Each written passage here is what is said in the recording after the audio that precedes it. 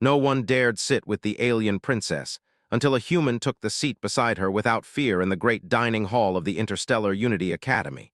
Students from dozens of worlds gathered every cycle to eat, study, and quietly judge one another. The hall was designed to encourage connection. Long shared tables curved like rivers of polished stone. Light panels adjusted to each species' vision. The air shifted gently to keep every body comfortable. And yet one place was always empty, the seat beside the alien princess. She arrived at the same time every day. Her posture was perfect, her movements slow and controlled. The faint shimmer of her skin caught the overhead lights in colors that had no human names. Her eyes, dark and deep, reflected far more than they revealed. The moment she entered, the room reacted.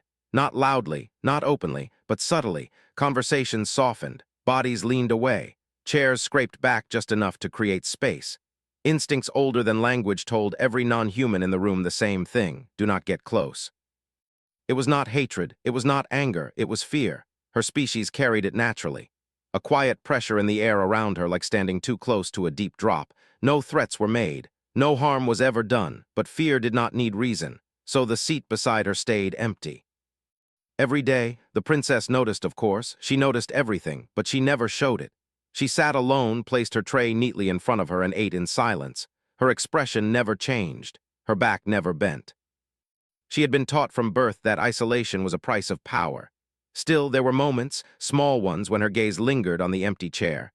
Then the humans arrived. They were not impressive at first glance, smaller than many species. No claws, no armor, no glowing markings. Their faces were strange, too expressive, moving constantly in ways others found hard to read. They spoke quickly, laughed too easily, and asked too many questions. The Academy welcomed them carefully. Humans were given long briefings about cultural limits, unspoken rules, and species-specific warnings. One warning, however, was always delivered with hesitation. There is a student you should not approach. No one explained exactly why. The human students listened, nodded, and took notes. They were good at that. Humans had learned long ago that survival often depended on paying attention. Still, warnings without reasons had a way of fading. On the third cycle after their arrival, the dining hall was louder than usual. Midterm evaluations were approaching and stress filled the air. Trays slid along tables, voices overlapped, energy pulsed through the room. The princess entered. As always, space opened around her. She sat, the chair beside her remained empty. At the far end of the hall, a human student scanned the room with tired eyes. His name was Elias Carter. He was average by human standards. No special rank, no powerful family. Just another student trying to adjust to a galaxy that felt far too large. His tray was heavy and his feet hurt. He noticed the empty seat the same way he noticed everything else, without drama. It was simply there, an open space in a crowded room. He hesitated for half a second. Not because of fear, because he wondered if the seat was reserved. He glanced around. No signs, no markings, just an empty chair, so he walked over and sat down. The effect was immediate. Sound drained from the space around them like air pulled from a chamber. Several students froze mid-motion. A few dropped their utensils. One species at a nearby table stiffened so sharply that its chair tipped before it recovered. Security systems quietly shifted states. The princess did not move. Slowly, she turned her head. The human was already eating. He smiled at his tray, adjusted his posture, and then noticed her gaze. His eyes widened slightly, not in fear, but in surprise, like someone realizing they had forgotten to greet a neighbor. "Oh," he said softly. "Hi." No one breathed. The princess studied him. She waited for the familiar signs, the quickening pulse, the stiff muscles, the retreat. None came. "You are sitting," she said carefully. "Yes," the human replied. "Is that okay?" Her mind paused. That alone was unusual. "Yes," she said at last. "It is acceptable." "Good," he said, relieved. Everywhere else was full. He returned to his meal. The fear field did not vanish. It still pressed against his senses. His skin prickled. His stomach tightened slightly, but humans knew that feeling well. They lived with it every day. They had named it, measured it, argued with it. He did not let it decide for him. Minutes passed. The princess watched him from the corner of her vision. His breathing stayed steady. His hands did not shake. He ate slowly, comfortably, as if nothing about this moment was unusual. "You are human," she said. "Yes," he answered. "Elias." She considered that. "You were warned about me." Probably, he said honestly. We were warned about a lot of things. And yet you sit, he shrugged. You didn't look dangerous, just lonely. The word struck deeper than any insult could have. Lonely. The princess looked down at her tray. No one had ever described her that way before. Around them, the hall slowly resumed movement. Whispers spread like ripples in water. Eyes kept returning to the impossible scene. A human sitting beside fear itself without flinching. The princess straightened. Most species cannot remain near me for long. Yeah, Elias said. I can feel something. It's not great, but it's manageable. Manageable, she repeated quietly. He nodded. Fear doesn't always mean danger where I come from. Sometimes it just means something is new. For the first time in years, the princess felt something shift. Not around her, within her. She turned slightly toward him. You may continue sitting here. Thanks, he said. I probably will. And across the dining hall, as dozens of minds struggled to understand what they were witnessing, one truth became impossible to ignore. The humans were different, not stronger, not louder. Just unafraid in ways no one had expected. And the empty seat beside the alien princess was empty no longer, not physically. The chair was the same as always, smooth and perfectly shaped to adjust to any body. But the meaning of that seat had changed. Everyone in the dining hall felt it the moment the alien princess entered again. Eyes followed her, then shifted toward the space beside her. And then to the human. Elias walked in with the other human students, talking quietly, laughing once at something small. He carried his tray the same way he always did, not knowing that half the room was watching him more closely than they watched heads of state. He saw her. She saw him. For a brief moment, neither moved. Then the princess sat. Elias followed and took the seat beside her without pause. The reaction was softer this time, but no less intense. Fear still moved through the room, but now it mixed with something new. Confusion, curiosity, doubt. The princess placed her tray down and looked at him directly. You returned? Yeah, Elias said. You said I could. Yes, she replied. I did. They ate together again, quietly, naturally. To the outside eye it looked simple, two students sharing a table. But inside the minds of those watching, long-held beliefs were breaking apart. Some species had been taught that fear was absolute, that it ruled decisions the way gravity ruled movement. The princess's kind had built empires on that truth, not with cruelty but with inevitability. No one resisted what their body told them was death, until now. As days passed, the routine continued. Elias sat with her at meals. Sometimes they spoke, sometimes they didn't. Silence, Elias had learned, did not always mean discomfort. Other humans noticed first. Doesn't it bother you? One asked him quietly after class. It does, Elias answered honestly. Just not enough to leave. That answer spread faster than anyone expected. A few non-human students began sitting closer, not beside her, never beside her, but closer than before, at nearby tables, within sight. They watched how Elias reacted. How he laughed, how he leaned back in his chair, how his body stayed relaxed even when his instincts clearly warned him. The princess noticed this too. You are changing the room, she said to him one afternoon. Elias looked around. Feels the same to me. That is because you are the change, she replied. She told him then about her people. They were born with the fear. It was not a weapon they chose. It was biology, a field their minds produced naturally, shaping the reactions of others. Long ago, it had protected them from predators. Later, it made diplomacy simple. Resistance faded before it could form. Her kind had ruled not because they wanted to, but because no one could stand against them long enough to argue. And yet, she said, her voice quiet, you argue with your own fear every moment. Elias nodded. We kind of had to. Our planet wasn't gentle. She studied him. Fear does not control you. It tries, he said. We just don't always listen. That idea unsettled her more than rejection ever had. Word spread beyond the academy. Instructors noticed changes in classroom behavior. Discussions that once ended quickly now continued. Students asked the princess questions directly, carefully, respectfully, but directly. She answered. The fear was still there. It had not weakened, but something else had grown stronger, choice. Then the delegation arrived. Representatives from several systems came to observe the academy. Officially, it was routine. Unofficially, everyone knew why they were there. They had heard the reports. A human sat beside the princess. The meeting hall was full.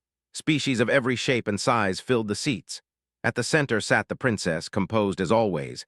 Elias sat several rows back with the other students, hands folded, posture calm. When the floor opened for discussion, one representative stood. "Your Highness," the being said, voice strained by proximity. "Your presence has long defined diplomacy. Fear has shaped balance, and yet now humans ignore it." The room stilled. The princess did not look away. "They do not ignore it," she said. "They endure it." Murmurs followed. Another voice rose. "If fear no longer binds them, what prevents chaos?" The princess paused. Then she did something no one expected. She gestured toward Elias. "Ask him," she said. All eyes turned. Elias stood slowly. He felt the weight of the moment press down on him. Fear rose in his chest, stronger than ever. This was not just discomfort. This was history watching him breathe. He did not run. "Fear matters," he said simply. "It keeps you alive." But if fear is the only thing holding things together, then nothing is actually stable. Silence followed. "We're not immune," he continued. "We just decide when fear gets to choose for us. Sometimes it's right, sometimes it's not." The princess watched him, something like wonder in her eyes. "For the first time," she said to the room, "someone has sat with me because they wanted to, not because they had no choice." That statement echoed far beyond the academy. Alliances shifted. Negotiations changed tone. Humanity was no longer seen as weak or naive. They were seen as something far more unsettling, uncontrollable, not because they were violent, but because they could stand where others could not. Later, as the hall emptied, the princess and Elias walked together through the quiet corridors. The fear field softened in enclosed space, but it never vanished. "You have altered my future," she said. He shook his head. "I just sat down." She stopped and faced him. That was enough. For the first time, she smiled. It was small, careful, but real. "You are not fearless," she said. "You are brave." Elias smiled back. "Most days, I'm just tired." She laughed softly. The sound surprised them both. Far above the academy, messages crossed stars. Reports were rewritten, warnings adjusted. Humanity earned a new description in galactic records, not conquerors, not saviors, but the species that sat beside fear and asked its name. And the seat that had once stood empty became the most important place in the galaxy. The galaxy did not change all at once. It changed slowly, the way deep things always do, beneath notice at first. Reports were filed, words were adjusted.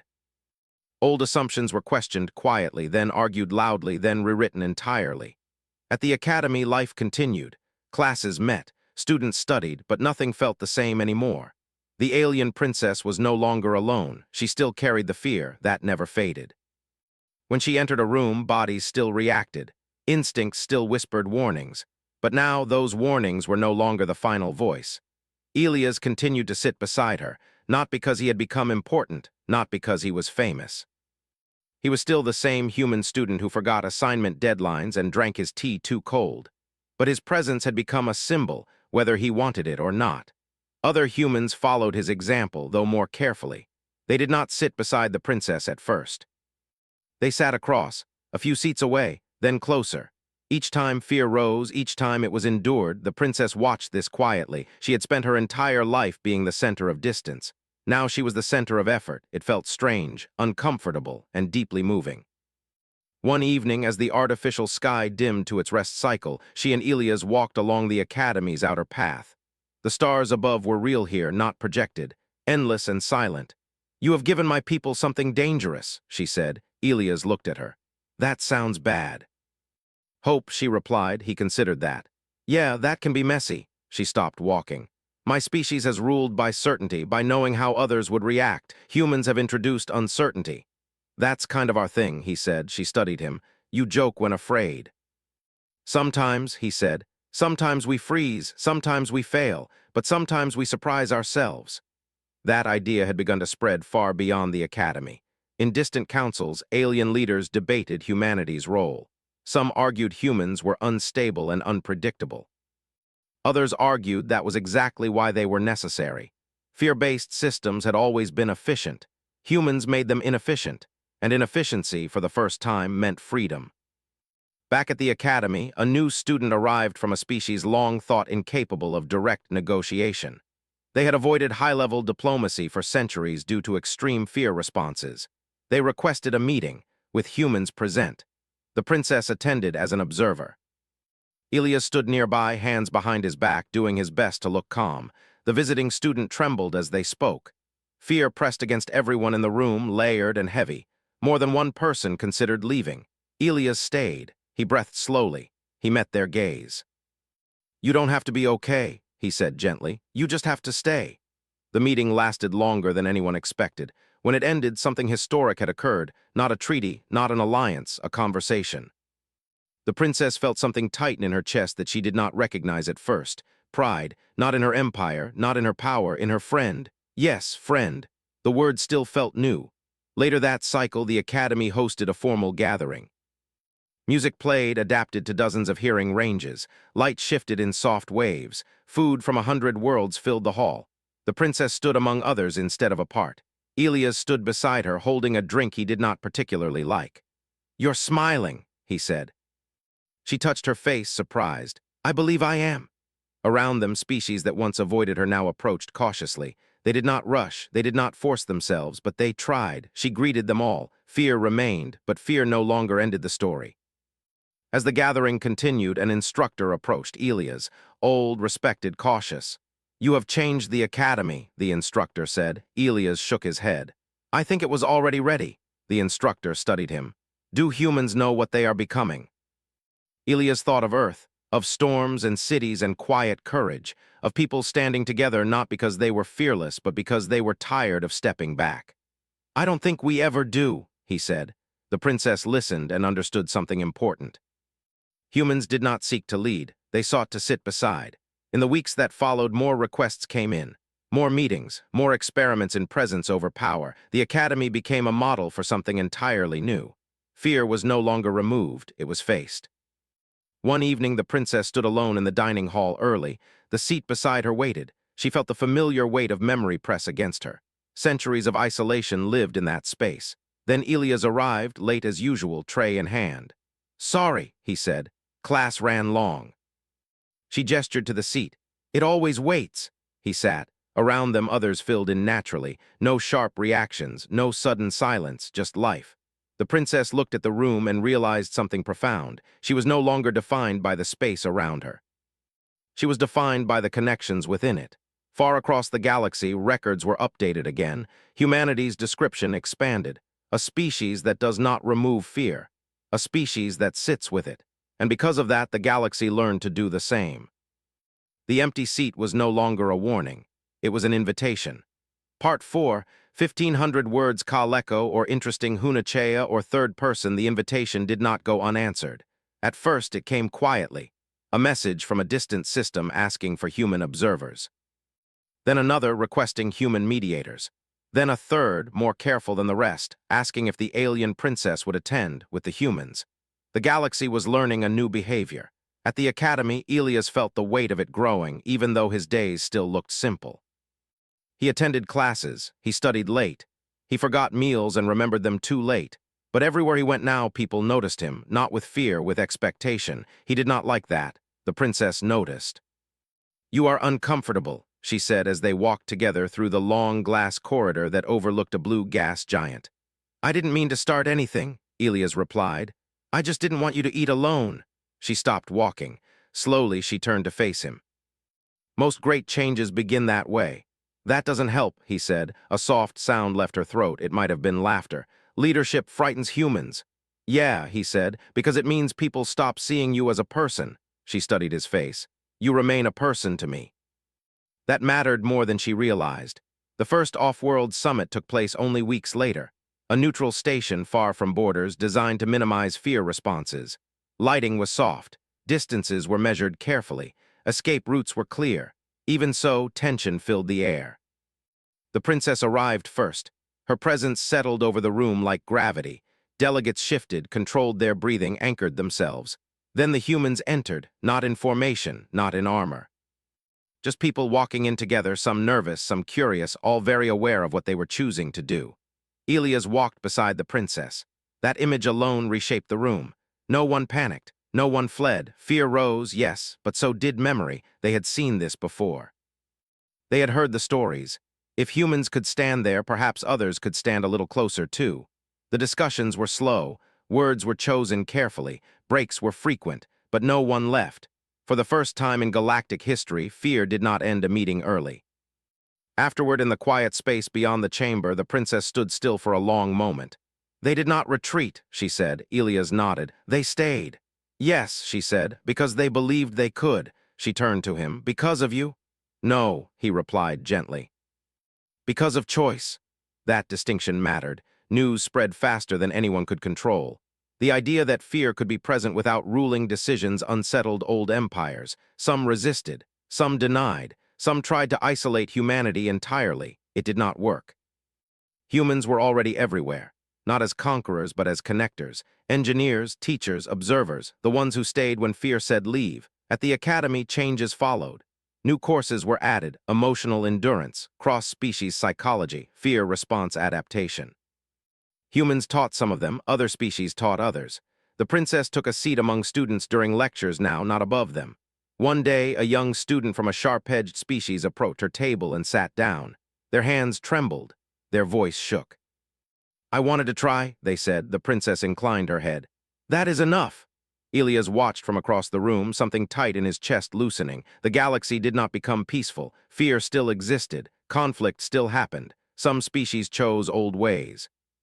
Some failed to adapt, but something irreversible had begun. Fear was no longer sacred.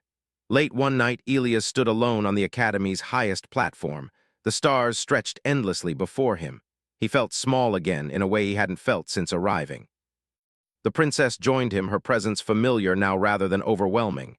You are thinking of leaving, she said. Maybe, he admitted. I don't think I was meant to stay at the center of things. She considered that. Centers move, he smiled faintly. I like that. She looked out at the stars. My people believed fear was our greatest strength. You have shown us it is only a tool. And tools shouldn't decide who you are, Elias said. She turned to him. Will humans always stay? No, he said, but we'll come back. We usually do. That answer satisfied her. As cycles passed, the seat beside the alien princess was no longer remarkable. That was the greatest change of all. It was occupied by many now, different species, different fears, different levels of courage. Some stayed only minutes. Some stayed longer, but no one was forbidden. The records would later struggle to name this era. Some called it the Age of Adjustment. Others called it the Era of the Unafraid. Humans used a simpler phrase. We stayed. And because they did, the galaxy learned it could too.